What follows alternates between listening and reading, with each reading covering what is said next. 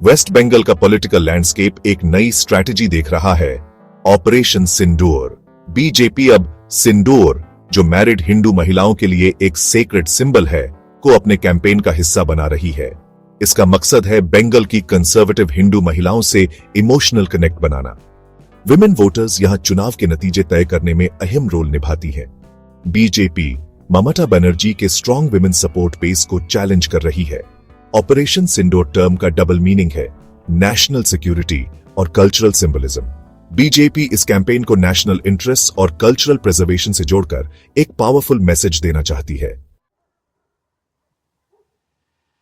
Waste Bengal के political मैदान में महिलाओं का रोल हमेशा अहम रहा है। ममता बनर्जी के लिए ये विमेन वोटर्स उनकी पॉलिटिकल ताकत की नींव हैं। कन्याश्री और स्वास्थ्य साथी जैसी स्कीम्स से उन्होंने इस सपोर्ट को मजबूत किया है। अब बीजेपी का ऑपरेशन सिंदूर इसी गढ़ को चुनौती दे रहा है। बीजेपी विमेन वोटर्स को रैलीज, कम्युनिटी इवेंट्स और डोर टू डोर कैंपेन से लुभाने की कोशिश कर रही है। अमित शाह ने हाल ही में ममता पर सीधा हमला बोला और विमेन वोटर्स से बीजेपी को सपोर्ट करने की अपील की। लेकिन असली टेस्ट है, क्या ये भीड़ बीजेपी के लिए वोट्स में बदलेगी या ममता की पकड़ बरकरार रहेगी? बीजेपी के एग्रेसिव ऑपरेशन सिंदूर के जवाब में ममता बनर्जी और टीएमसी ने तेजी से काउंटर स्ट्रेटजी अपनाई है।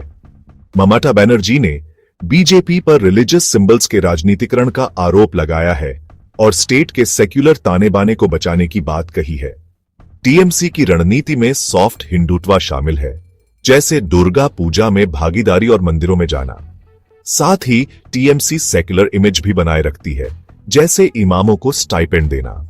ममता बनर्जी बंगाली आइडेंटिटी और लोकल ट्रेडिशंस पर जोर देती है, खुद को बंगालियाना की रक्षक बताती है। टीएमसी अपनी वेलफेयर स्कीम्स को भी हाईलाइट करती है, जिससे जनता में वफादारी बनी रहे। चुनावी आरोपों पर टीएमसी कहती है कि चुनाव इंडिपेंडेंट इलेक्शन कमीशन करवाती है, न कि स्टेट गवर्नमेंट। वेस्ट बंगाल में बीजेपी और टीएमसी के बीच पॉलिटिकल मुकाबला अपने चरम पर है। बीजेपी अपने कल्चरल नेशनलिज्म और ऑपरेशन सिंदूर के जरिए महिलाओं के बीच पैठ बनाने की कोशिश कर रही है। वहीं ममता बनर्जी की टीएमसी अपनी वेलफेयर पॉलिटिक्स और बंगाली आइडेंटिटी पर भरोसा कर रही है। दोनों पार्टियों की स्ट्रैटेजीज 2026 के असेंबली इलेक्शंस के लिए दांव पर लगी है। टीएमसी की मजबूत वेलफेयर स्कीम्स और ममता की लोकप्रियता बीजेपी के लिए बड़ी चुनौती है। बीजेपी स्कूल रिक्रूटमेंट स्कैम जैसे मुद्दों को उठा रही है।